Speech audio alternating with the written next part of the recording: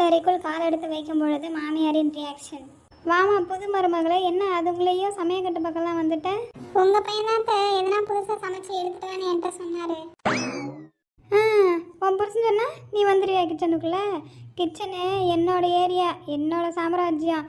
நீ வந்து அவன் சொன்னா இவன் சொன்னார்லாம் உள்ளே வந்துட்டு இருக்கக்கூடாது. என்ன கேட்காம நீ உள்ளே வந்து ஒரு பொட்டு தண்ணி கூட மோந்து குடிக்கக்கூடாது, தெரியுதா? என்னத்த கிச்சனுக்குள்ளே தானே வந்தேன், அதுக்கேற்ற இப்படி கத்துறிய? இது என்னோட சமையலறை, இது என்னோட எல்லை.